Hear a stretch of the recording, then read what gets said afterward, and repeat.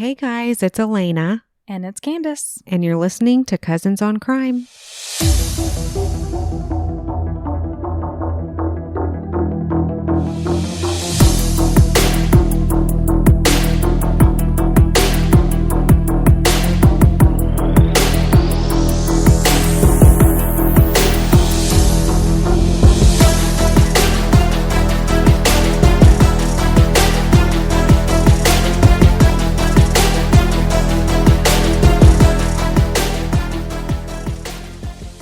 Listening to babies crying. I'm very sorry if you can hear some little babies trying to fall asleep. Bedtime antics going on over here, and also there's high winds outside right now. Yes, so we're competing with all sorts. We have a wind advisory. Yeah. Oh, whoa. You hear that? It sounds like we're in a tunnel. Whoa. Wow, if they can hear that, I guess it's leaves tapping on the window. Yeah, anyway, I hope it's leaves and not eerie. Like the chupacabra or something. Lena and I were just talking about our rickety backs. Oh gosh. You know, on Christmas Vacation when he's like, I gotta eat so I can take my back pill. Like, that is me. I was scrolling through Instagram, and there was like a reel of some girl who had like a croc gibbet. Oh, yeah. And it was a pill case. And I was like, I need that. I need a pill case on my Crocs. Yeah. At all times, because that's just how, like, what's the age when you just start I don't know. apart? I've often wondered that. Like, I've always said you're only as old as you feel. And I've felt good up until about like 38. Mm-hmm. It's just like, yeah. Okay, so now I'm I feel. 38. Yeah. Yeah. Our bodies don't come with warranties. No. Which really is rude. But then you have like 90-year-old women who are doing cartwheels. I know. So yeah, that's not fair. Yeah, I don't find it fair. I mean, I still try to do cartwheels because, I've got lots of nieces and nephews that I have to impress. So, well, we went to the trampoline park for a birthday party on Saturday. Did you get on? I bounced in the way that you bounce when you're standing and watching your child bounce. Like, kind of like, oh, boing, boing. So that's what threw you out of whack. Well, no, because that morning I got in the shower. Okay. This is even worse. This is an even worse story. Because I got in the shower and like turned my neck a certain way, and I was like, dumb. Did nothing. Like, I did nothing. And I was like, oh man. And then, got out of the shower, went to this trampoline thing. I didn't do any stunts. Okay. As I would. You normally. Probably really wanted to.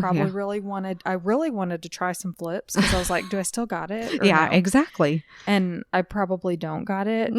I'm glad I didn't do that, but take a kid out in the process. Yeah, exactly. Can you imagine? Ma'am, there's a weight limit on these trampolines. That's what they would say. But no, I didn't jump. And then when we got home, I took a nap. And that's when I woke up stiff as a board. I was in shambles. Man. So that's my story, and I'm sticking to it. Okay. Well, it's much like one that I had a couple of years ago. I'm sure I've told y'all. I was at the golf course with Chris, and I sneezed, and and then I couldn't walk. Oh, okay. I thought you were going to say you sneezed and peed yourself, because that's what I do. No, that has not happened to me yet. You sneezed and you broke your back. Yeah, exactly. Ay. What has become of us? I don't even know. We're just falling apart at the seams. Like, if that's how we are going to be at before 40, yeah, we're going to be in wheelchairs in like 20 years. Well, you know what? I'm just going to keep going as long as I can. I mean, we'll see. We'll see how it goes. Yeah. I fully plan on being like an old granny TikTok star. Okay. I like it. I've had some people like encourage me to get on TikTok and like do stuff. And I'm like, no, I'm going to wait until I'm old and it's like a very niche thing. Okay. And I'll be the granny on TikTok. The cool granny. Okay. Yeah. And I'm going to like cuss. I'm going to use like really bad language. I'll spray kids off my lawn, like with the garden hose. See, there's this one granny that I see a lot of, and I just don't like her. Oh, no. And she does just crude things, and I just don't like that. Oh, well. But I always think a crude granny is really funny. We'll see. Maybe I'll switch back and forth from being like, yeah, we never know what day, what mood you're going to. That could be my thing. Is like, what is she going to do today? Yeah, exactly. Man, the wind is really going out of its way to interrupt our podcast. Yeah, but that's okay. That's cool. Yeah. So, I guess there's no way to say what you got. Yeah. There's no real way to say, let's talk about some murder. Yeah. Enough about the wind and our creaky bodies. Exactly. Okay. We're going to get into this. This is Murder in the Pinyon Pines. Oh. That kind of went along with the mood. It was. I don't know if y'all heard that, but okay. So Vicky and Ron Friedley married shortly after Vicky graduated. You know what that is? That's my rocking chair. Oh, do you need to move hitting it? the glass. Yeah. Un momento. Santa Clarita. Okay, go ahead. Santa Clarita. Remember that comment. Okay. Okay. So Vicky and Ron Friedley married shortly after Vicky graduated. Vicky was born in 1953 in San Diego, California. She was social and made friends easy, and she was really sweet. She graduated in 1971, shortly after she married Ron, and they moved from San Diego to the Pinyon Pines. This was a desert area about 30 minutes from Palm Springs, and Ron became a sheriff's deputy. Oh. Yeah. Just big time. Yeah. Making their family. He actually built their family home. That's so cool. With his own hands. Wow. I love it. I know. So their home overlooked Coachella Valley. No way. Yes. Really cool. Were they out there with like binoculars? I'm sure. Watching all the tomfoolery and debauchery. I've never been, but I've heard that it's a good time. I don't know. I don't know if it's really your scene, Lena. Yeah. To be honest. I would say no. So there was only like 35 people who lived in the valley, in the area. Oh, okay. This was the beautiful scenery of dirt roads and trees. But anyway, the two of them went on to have 4 daughters, Tiffany, Tanya, Drew, and Becky. Vicky deserved Mom of the Year. I mean, she lived for those girls. She loved gardening, sewing, and cooking, and it was so important for her to pass down her knowledge and just to teach her girls all the things. Yeah. It's like Grammy. Yeah. Yeah.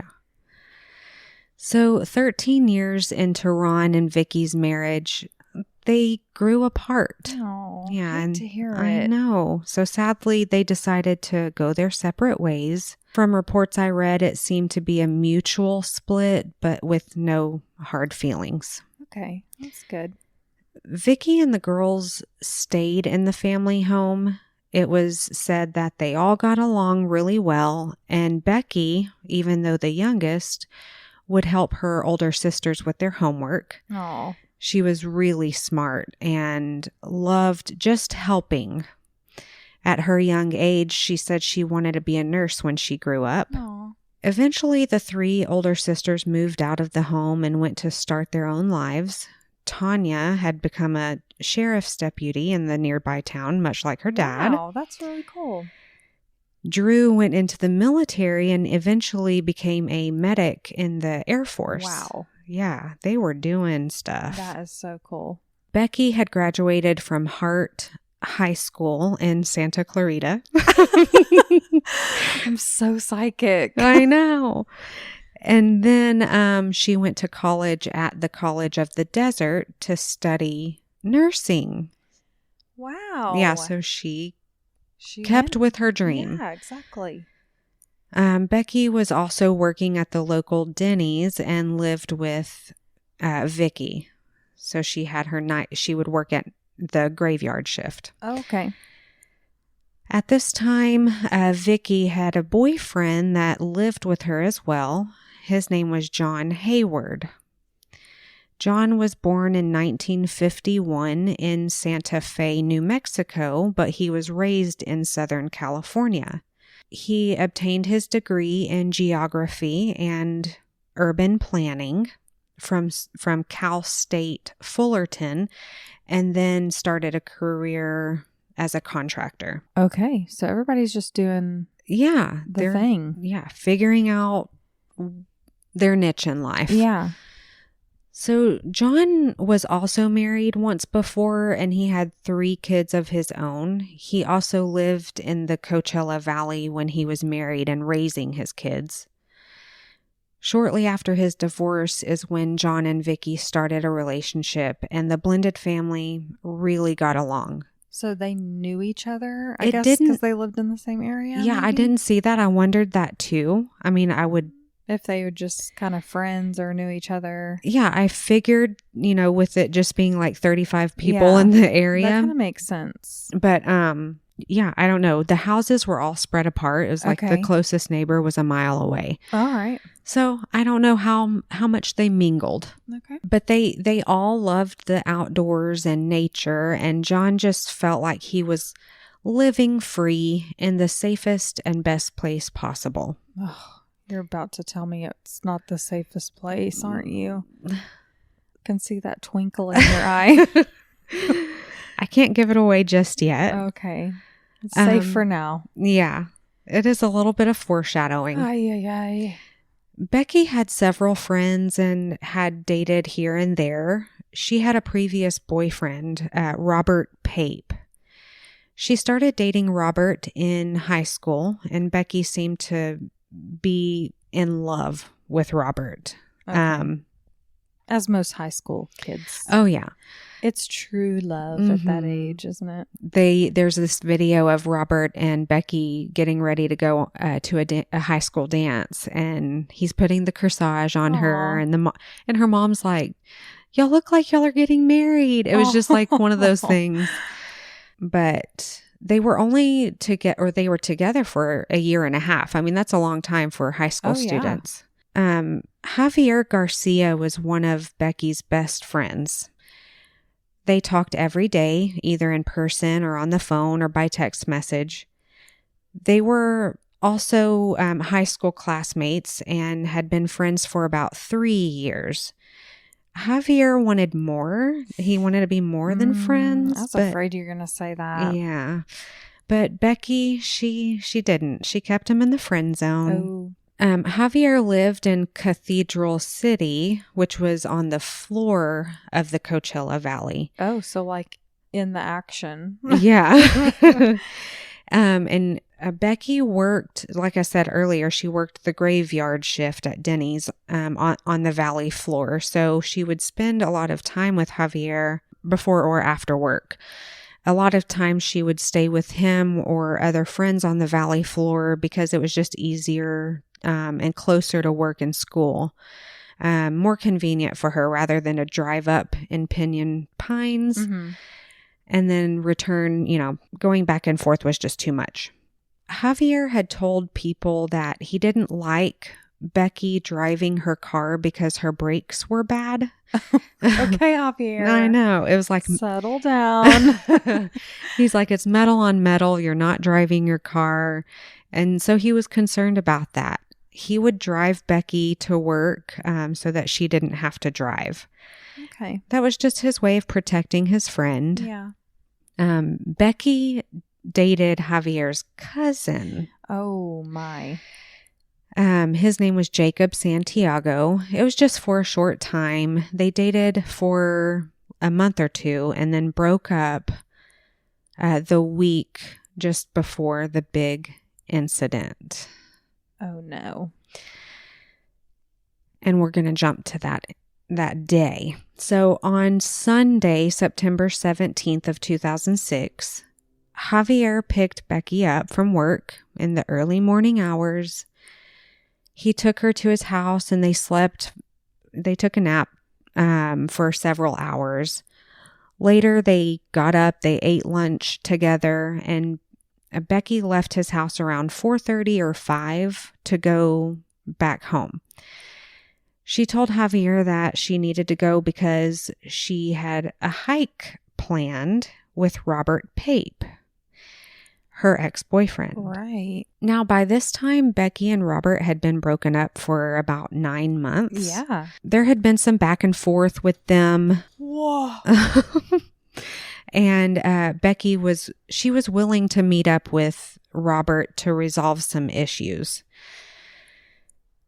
So she and Javier had talked by phone several times after she left his house, and they last spoke around 6:40 p.m. Becky said that she had told Javier, Robert's coming up soon. He's on his way, during their last call. Just before they ended their call, she invited him on the hike. She's like, do you want to come? Because Robert was bringing his best friend, Christian Smith. Oh, okay. And so she's like, maybe you should come too. But they were like, that might be awkward. So they decided against it. Okay. Anyway, Javier knew that Becky was supposed to work later and called her cell phone after 11, I guess, to check to see how the hike went. Yeah. Did they resolve their issues? Yeah. What was said? But she didn't answer. Oh. He was concerned and he called a few more times and she still didn't answer. That night, September 17th, the family home in Pinyon Pines that Ron built with his own hands had caught fire. At 9:30 p.m., Vicky's neighbor saw flames coming from Vicky's home. Mind you, the closest neighbor was about a mile away. He, along with several other neighbors, got in their cars and rushed over there. Several calls were made to 911 about the fire. The local fire station started receiving reports of the fire at about 9:40 p.m., and firefighters arrived on scene at 10:12 p.m. So when you say he called her at 11, did you mean 11 p.m.? p.m., yes. Okay. All right. Yes. So 11 p.m. Yeah. So that's his account of the day and the night. So backing up a couple hours, 9:40 p.m., the fire department starts receiving calls. There's a fire. So flames were shooting from the house and coming out of every door and window by the time firefighters arrived. Oh my gosh. Yeah. About 70 feet from the back of the house, they found a very disturbing sight. Oh no. Becky's body was in a wheelbarrow. What? And there were still flames on her body when she was found. Why was she in a wheelbarrow? She was in a wheelbarrow and she had been caught on fire. That's a horror movie. Yeah. The house collapsed about 15 to 30 minutes after the firefighters arrived. So it was devastation, a total loss. Well, yeah. I mean, if all the doors and windows had flames coming out of it, that must have been raging for a long time. Right. Oh. So no bodies were found in the house until the next morning. Oh, no. 2 bodies in the kitchen belonging to Vicky Friedley and John Hayward. Oh, man. Upon investigation, they found the wheelbarrow tracks. Like inside or? So, it's the dirt roads and, dirt and trees everywhere. Yeah. So in the dirt, they could see the wheelbarrow tracks and they traced it back. Gotcha. Yeah, there, because why would a wheelbarrow be inside the yeah, house? well, Candace Lynette. I mean, anything could happen at this point, Well, right? yeah. I mean, So, there were footprints along with the wheelbarrow tracks, and so they saw that it started in the hills about half a mile from the house. jeez. So the tracks along with the footprints all pointed towards the house. Next to the wheelbarrow tracks was 2 sets of footprints. Oh? One set of the footprints overlapped the wheelbarrow tracks, and the other set of footprints walked right alongside. Oh. There was a third type of footprint around the area that the wheelbarrow tracks started that matched Becky's shoes. Oh. So obviously she was in this area, and then no more of her footprints as the wheelbarrow went back towards the house. Right. So she was in the wheelbarrow. God. Where the wheelbarrow tracks had started, there had been some dirt that had been disturbed, almost as if they were starting to dig a grave. But it seemed that they decided that it would be easier to light the body on fire. Wow.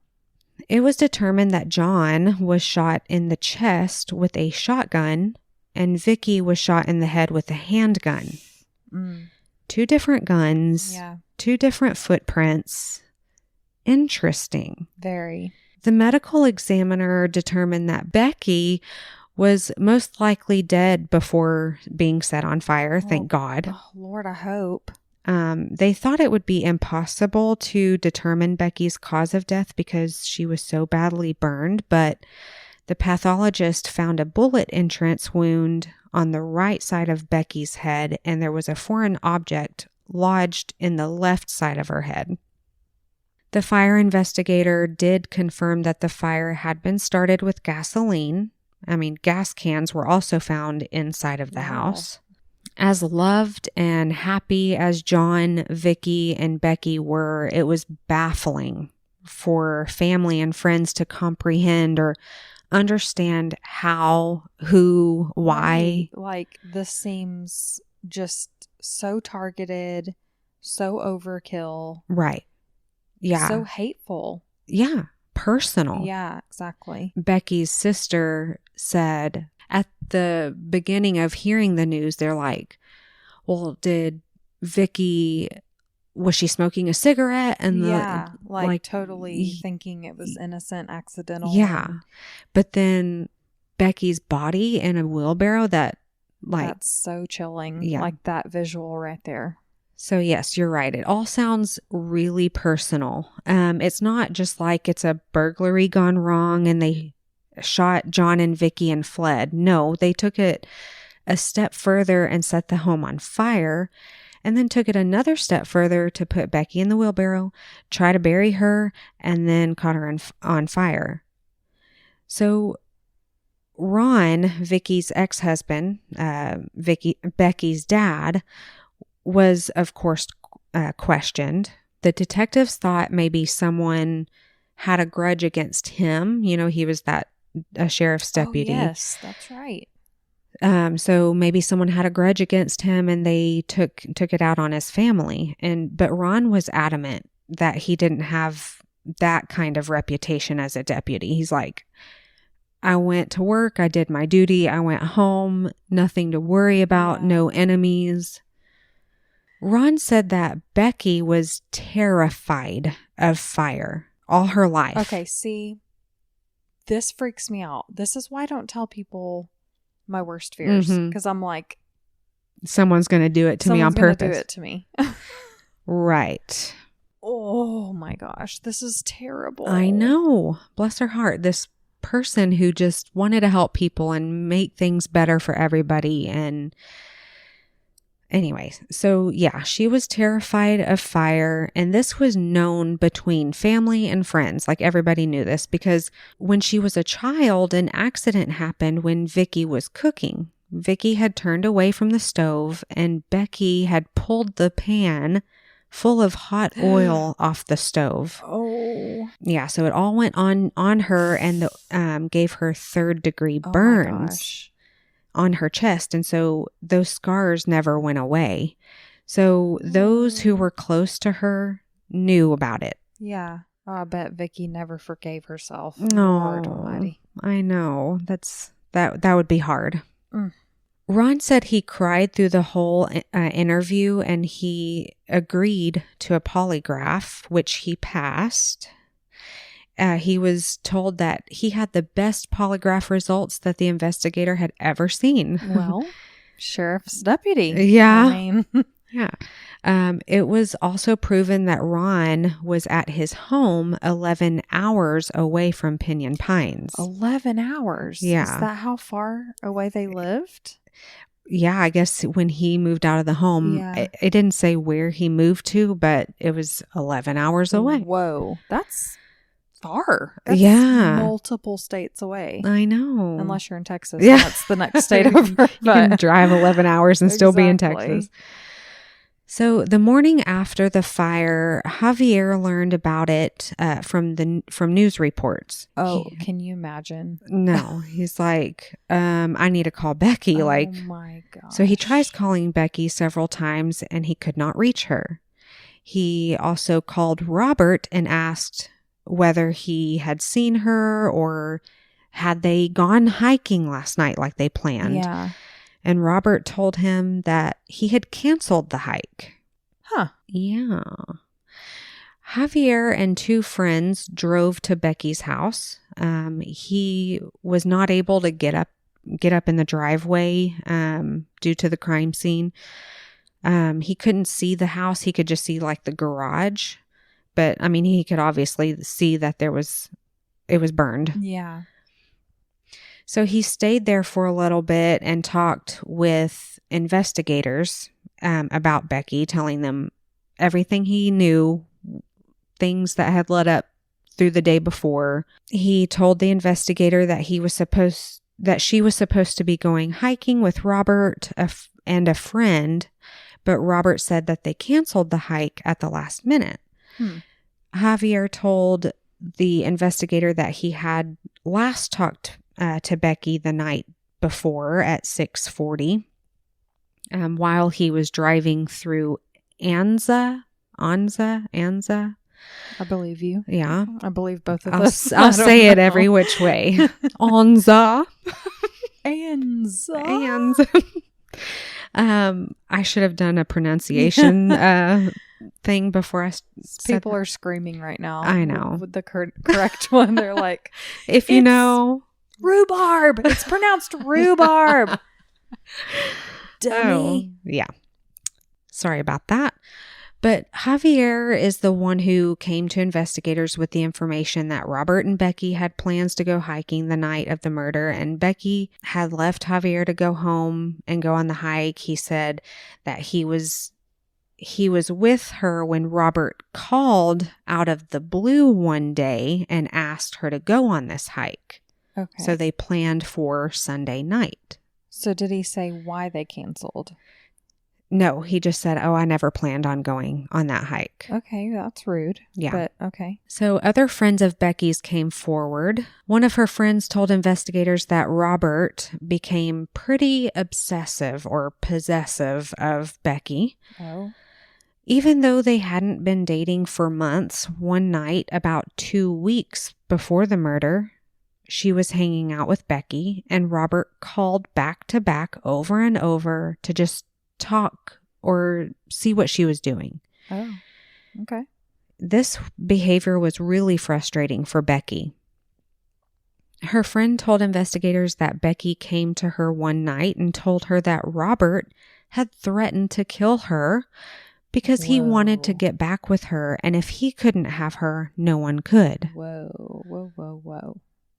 Her friends were worried, but Becky assured them that he was just blowing smoke. He would never do anything like that. So they just kind of swept it under the rug. Several people within John, Vicky, and Becky's family and friend unit were questioned. Robert Pape's name was mentioned several times with concerning accusations of his behavior with Becky. This always really is curious to me when someone makes like an actual, I'm going to kill you. Mm-hmm. I mean, I have ex-boyfriends that hate me, I'm sure. But none of them have ever said they want to kill me. No. So I imagine that this is not just something people say out of anger. This kind of seems like we should take that more seriously. But it seems like everybody was like, oh, okay. He's going to kill you. Oh, he's just mad. You know, like they just blew it off. Yeah, her friends were just like, she just kind of told us everything's okay and made them feel better about the situation. That's tough. Yeah. So Robert and Christian Smith, the friend that had gone or was supposed to go on this hike, they both were questioned. Initially, their alibi was that they were hanging out together, and after answering a few questions, they both just stopped talking. And when the court proceedings happened, I'll get into that in a little bit, but at first they were like answering questions, and then they're like, I plead the fifth. Okay. Did they ask for an attorney? They just stopped talking? I think by that time they hadn't had an attorney, but I'm kind of getting ahead of myself. Okay. So, yeah, with nothing to go on at the beginning of this investigation, the case stalled. Yeah. 7 years went by. I didn't expect you to say 7 I know. years. I thought you were going to say like 7 months.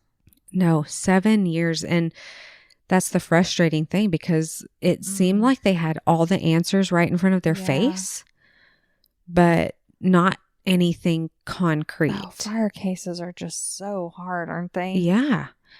And so Ron, Becky's dad, was like, I put all the faith in the investigators. I mean, these are people that I've worked with. Right. And so he said, I thought they were doing their best. You would think they would have like skin in the game and be like, this is one of our own, like right. his daughter and the family, and right. we need to get this. Yeah. Oh. So 7 years, this old co-worker of Ron's, Mr. Louis Bolaños, he had begged Ron for a few years, like, let me investigate this. Like, I will find answers for you. And Ron was like, I'm just going to, let the investigators do it. I don't want to get, bless his heart. Like, he wasn't ready to like push for answers. Right. And so anyway, after 7 years, he finally let Louis Bolaños do his thing. Mm-hmm. So as a private investigator, he put up a billboard that said, quote, meet Becky. And then it had a before photo of Becky, like in her senior year, and then an after photo of the wheelbarrow that was still on fire. No, it didn't. It was an altered picture. I mean, it wasn't, photo, it wasn't it was like a stage. Yeah, exactly. To imply that she was in there. Oh, that's. Yeah. Wow. So before and after. But that's something that PIs can do that the police wouldn't do. Exactly. And that's why they're so good. Because they can do whatever they want pretty much. Yeah. So, I mean, that was pretty harsh, Yeah. But that's not all. Like, there was another caption that said, does this make you sick? Do something about it. Wow. And it said $50,000 reward, unsolved triple homicide. And then it gave a hotline phone number to call. Wow. Louis Bolaños did a press conference, and there was something on the news about the case every day. So it was like in your face. Wow.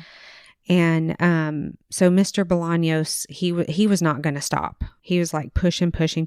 And this worked. It created a lot of tips coming in. Good. Becky's cousin, Daniela, called in. She stated that one night that right after Becky's shift at Denny's, Robert had come in and was harassing Becky.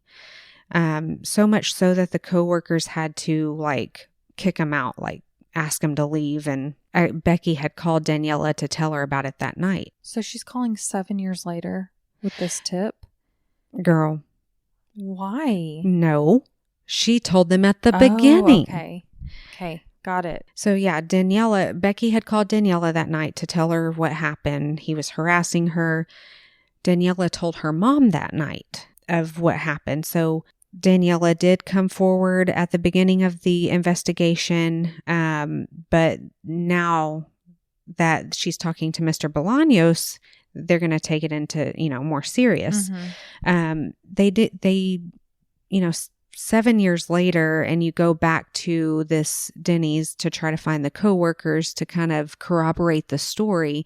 And there wasn't really anybody there that remembered or could give an accurate statement. So really it was just Daniela and her mom that could corroborate this story. Yeah. So, I think it was in 2013, 25-year-old Robert and 24-year-old Christian were arrested and charged with the murders. Wow.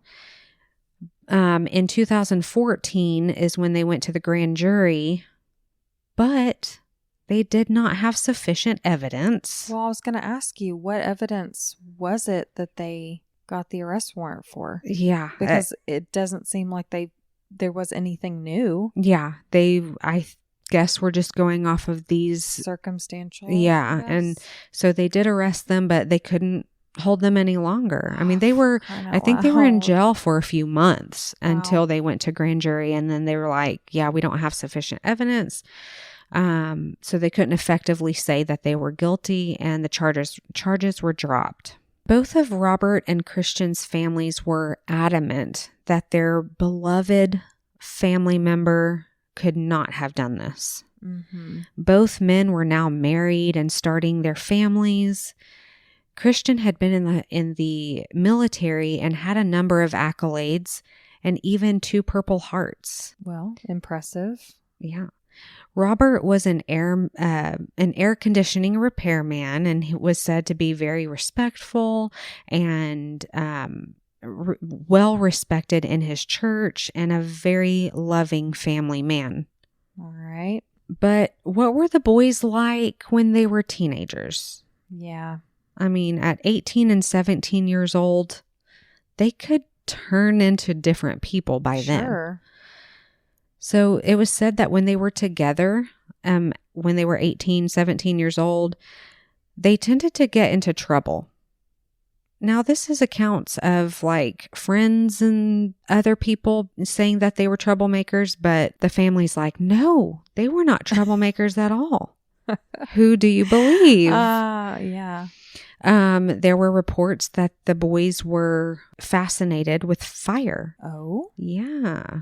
Doesn't look good. Becky's friend Brandon had said that Becky told him that Robert had set something on fire in front of her one day, and it really made her uncomfortable. Oh. And mad. Like, she didn't talk to him for a few days because, I mean, yeah, it was like Brandon said he thinks it was like a mattress or something, like something big. Yeah, and he's like, dude, settle down.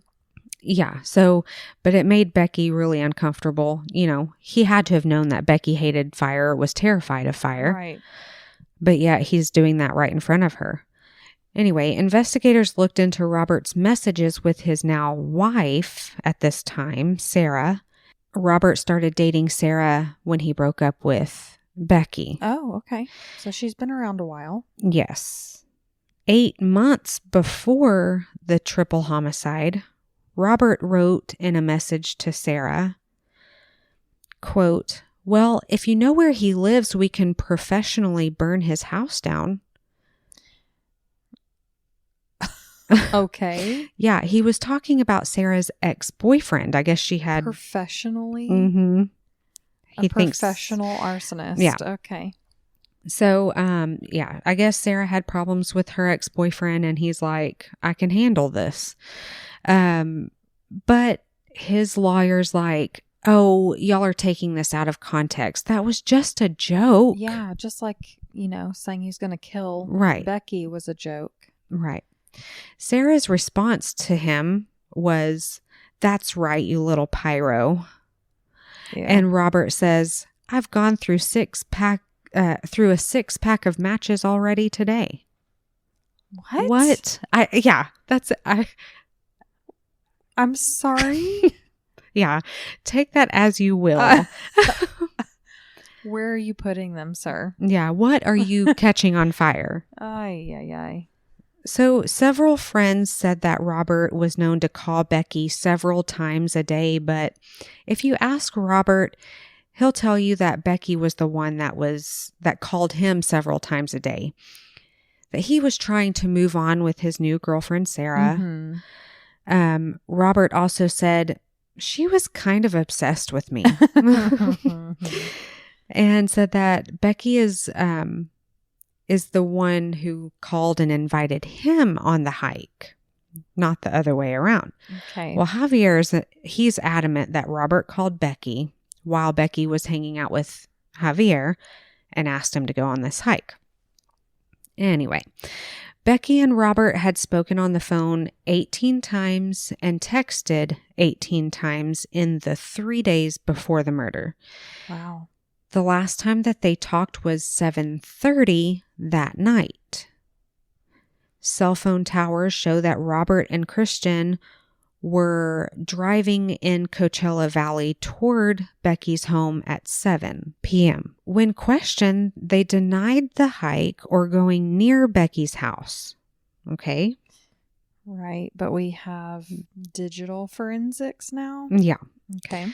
He said he canceled the hike when Becky told him that she invited another man to come along. Remember, there was talk about Javier coming. Well, Robert thought she was just trying to make him jealous, and he did not want to get into the drama. Okay. Yeah. So Robert said that they were driving around, him and Christian, at the time because they were going to church. Investigator we had a Bible study. That's why we were in the area. Yeah, Okay. but how about the church was closed? Right. And the investigator confronted them saying, why were you going to church when it was closed? They had a perfect explanation. Robert said that on the way to the church, he thought, oh, maybe I need to call the church. And he did. Okay. And found out it was closed. Right. So they just went back to Christian's dad's house. All right. And they played video games. They got bored with that. And then they went to play paintball at a local middle school. Just them two. Okay. Let's go shoot each other. Mm-hmm. They left there, stopped at a gas station, and then went home like their separate ways or whatever. Robert said later he went to hang out with his cousin. They didn't see anyone else that night.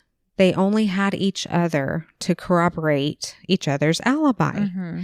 Even Christian's dad said that he was out of town that night, but Christian had checked in with him and told him that they were at home. So that had to be the truth. Oh, sure. Yeah. Every child who says they're at home checking in with their parents is 100% Yeah. telling the truth at all times. An investigator tried to get the surveillance video from the gas station, but the gas station recorded over the video every 7 days. Oh, no. So it was unavailable. Cell phone towers could not prove this outline that Robert and Christian were giving. In fact, both of their cell phones had zero activity. What they say went black from 7:30 p.m. to 10 p.m. So the hike was supposed to be at night, which sunset would have been around 7 p.m. Okay. And then the fire was spotted at 9:30 p.m. This blackout of their cell phones is not looking good for them. No, it's not. Robert and Christian's homes were searched. Accessories, a holster, and ammunition that matched the type of gun used to kill Vicky were found in Christian's home, but no actual gun was found. Oh. And Christian's attorney's like, having accessories of a gun doesn't mean that you Right. murdered somebody, which true. Yeah. Okay. That's fine, but it's a piece of the puzzle. Right.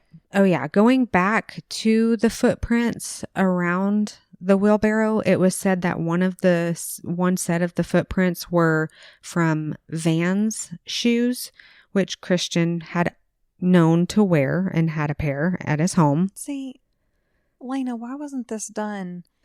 I just feel like they had the footprints that night. Yeah. When they brought them in for questioning, why didn't they say, Let me see your shoes. let me see your shoes? Or why don't you get comfortable and prop your feet up right here? You know what I mean? Like, it just seems like that's basic. Yeah. Yeah. Carry on. It's frustrating. So another piece of evidence was that they honed in on was a business card that was found wadded up near the wheelbarrow tracks. It was a business card for a Catholic pro-life ministry. A forensic technician detected 2 fingerprints on the card. In December of 2006, an analyst determined that the prints were not quality, and so she labeled them non-comparable. All right. In 2007, a different forensic technician with the district attorney's office examined the fingerprints and determined that one was non-comparable and the other one did not match either Robert or Christian. Jumping then to 2018, a print analyst with the California Department of Justice examined the photographs of the fingerprints. So not the fingerprints themselves, Right. but the photograph. Okay. And determined that they did match Christian's fingerprints, not Robert's. Okay. They now said that the analysis matched 2 prints on the card to Christian. So that was argued in court too, like, okay, they were photographs that she examined, that not the actual fingerprints. And then, okay, a business card can go anywhere. You give it to this person. You give it to, maybe Christian gave it to Becky at one point. So yeah, but also, like, can we call that business card and say, do you know anybody that by the name of Becky, Christian, Robert? You know, like. So that's a great point, Candace.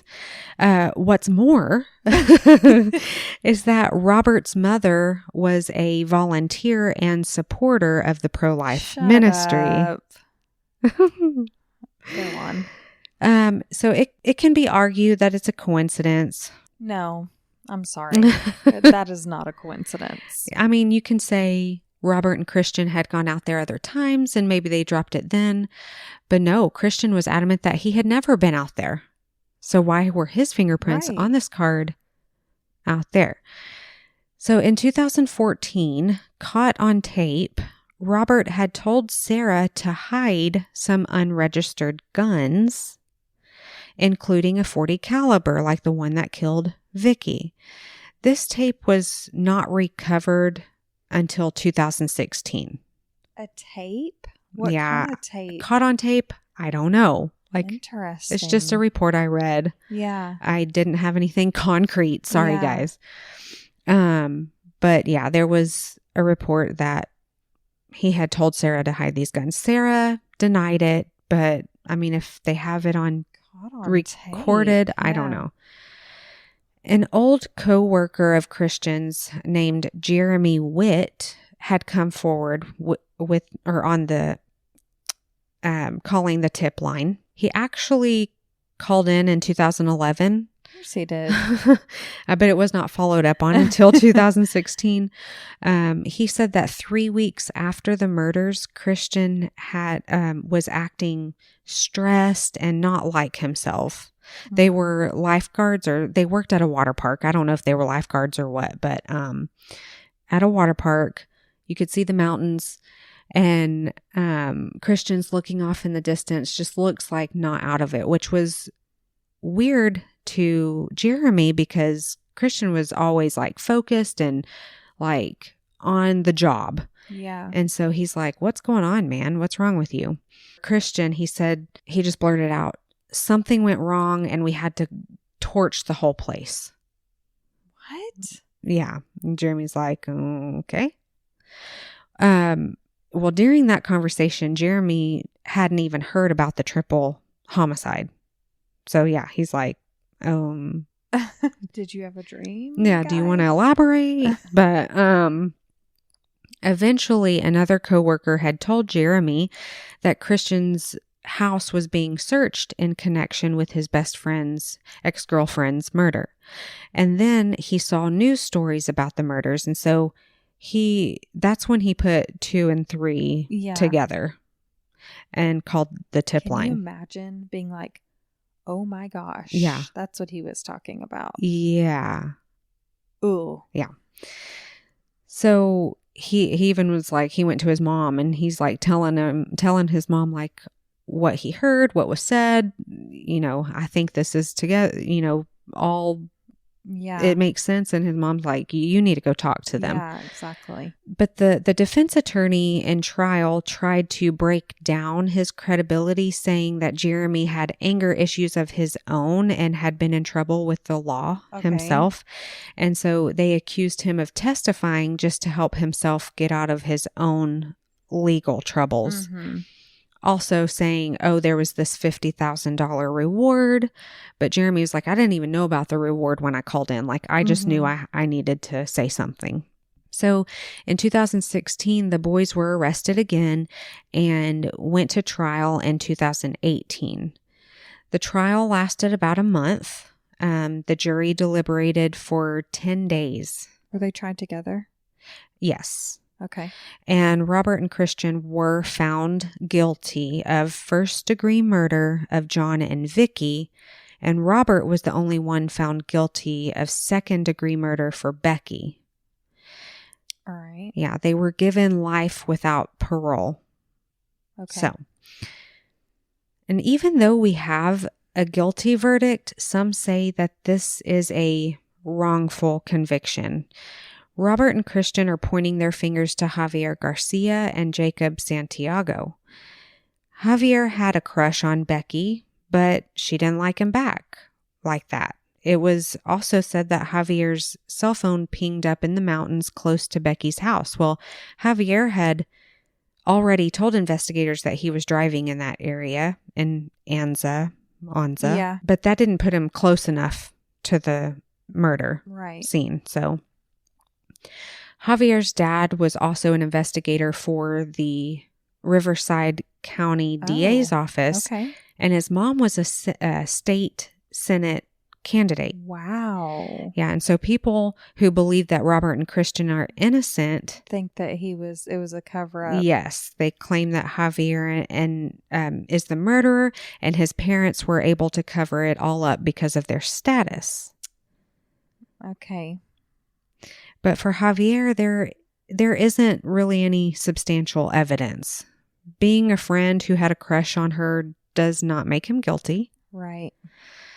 I mean, yeah, we hear of murderers that kill and then come back the next day to the scene, and that's exactly what he did. I mean, he's like trying to look like this concerned friend. He was calling her that night.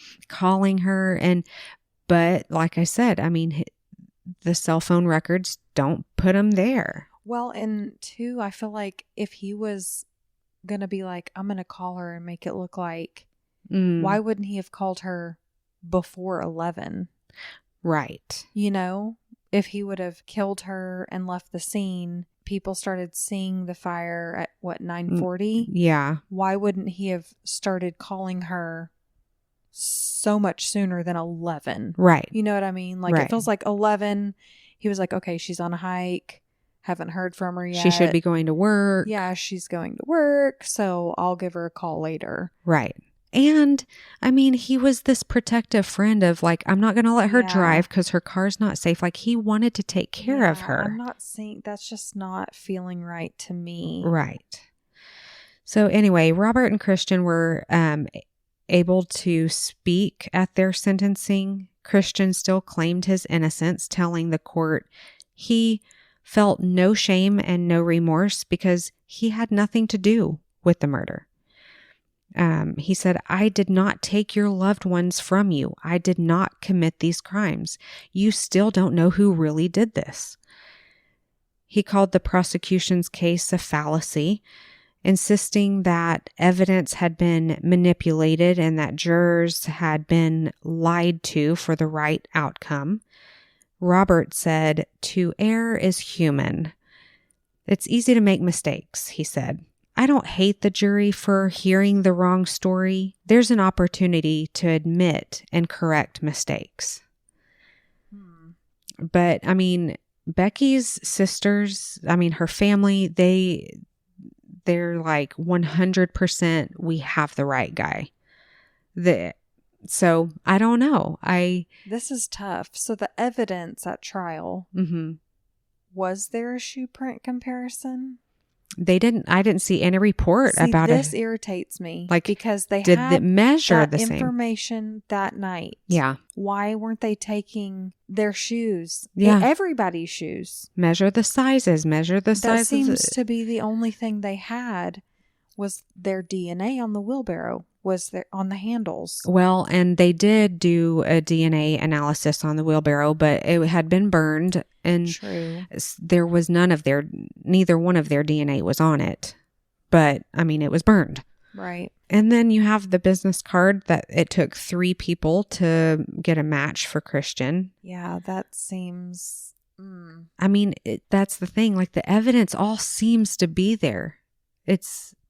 But it feels like it took a long time to get there. Yeah. Like, I don't mean by, like, actual time. Yeah. But it seems like, oh, well, this analyst said this, and then, yeah. Oh, well, this one said, and then, oh, with the district attorney's office, turns out we can, Yeah. So, which feels biased, but, oh, this is tough. It is. It is tough. And I don't want to say that they're not guilty because they've been convicted of the crime. Yeah. I mean, I wasn't at the trial. The jurors heard something. Yeah. They all came together in agreement. Exactly. But I mean, we hear of wrongful convictions all the time because the evidence was fed to them in such a way. Yeah, it's tough because I feel like the wrongful convictions come when the investigators are hot out the gate of an investigation. Okay, yeah. And they fixate on somebody and they go gung-ho and they're like, these are the people, and they ride that pony all the way. Right. And they put them away, and that's that. But this is so many years later. Yeah. Years and years and years and years and years. And they're coming back to these 2 people. Mm-hmm. And that's after the all thing. This time. That's the thing. It's so many friends that were in the circle that knew things about these 2 guys. And it keeps coming back to them. Yeah. It's like there was nobody else. And one of the friends that came forward, she was like, as soon as I heard that Becky was in the wheelbarrow and she had been caught on fire, she said, I knew exactly who it was. Ooh. And it's just like, yeah, it's like you said, it's tough. And all the tips that were coming in all those years later were still like, I remember Christian saying this. Yeah, it's not like these investigators just going, finding things. These people were coming forward. Yeah, and that's what convinces me. Yeah. And if they really did do it, I mean, they've been convicted. How could you go about your life? Like, how could you commit such a heinous... And we know people do it. Yeah. They do it. And then they get caught. Yeah. But it's like they get married, they have kids, and they go to church, and it's so respectable. And you're a highly decorated war veteran. I mean... And that's part of your past. And what do you say? Okay, let's never do this again. Like, we just murdered 3 people. Let's not do this again. Yeah. And let's just be on the straight and narrow from here on out. Yeah, let's be fantastic people. Yeah, let's just do really good things with our lives, and we'll just leave this all behind us. we're just a couple of crazy kids over here. You know, just I feel like that's what I would do if I made a big mistake and oopsie. Yeah. So, wow. I just like, how could you go on with your life? I don't know. But yeah, I mean, they are sticking to their story like glue. And that's the thing is he's like, I have no remorse because I didn't do anything. That's something I would say if I was innocent. Well, true. I actually wouldn't say I have no remorse. I would say I feel for the families. Yeah. But it wasn't me. Like, I did not do this. And I can't have my family thinking that I did this. Right. You know? Oof. It's tough. This one is a tough one. I'm a little conflicted. Mm-hmm. But at the same time, I think there's just a couple things that stick out to me. The fact that so many years passed and the tips just kept coming back to these two guys. Right. And it was, you know, yeah, they really bungled it in the beginning. I will have to say that because I think there were the footprints. I know. That's the first thing I can think of. I know. How eerie too. Whatever. Ugh. What? How eerie too to see two sets of footprints together with the wheelbarrow. And it's almost as if you can see it happening. Exactly. Like, in the way that it happened. And it's like, I feel like the most basic of shoe prints. Right. And it's like, that could have been right then the evidence you needed. I mean, you hear about cases where someone's being interrogated and they cross their leg and the detective looks down and there's a blood drop on their shoe and it matches the shoe print and blah, blah, blah. And it's just like, it just seems so basic. Yeah. Yeah, so for I sure. think they kind of screwed up in the beginning, but after all that time, yeah, the road only led so far. Place. Yeah. And it was these guys. Yeah. So I don't know what else to say other than, I mean, I try to get more details for y'all, but that was about it. Wow.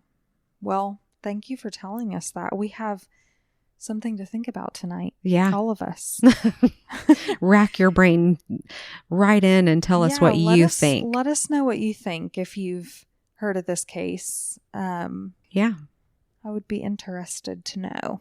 But that was great. Let's do it again sometime. Okay. We will. See you next week, guys. Bye, y'all. Bye now. Bye-bye.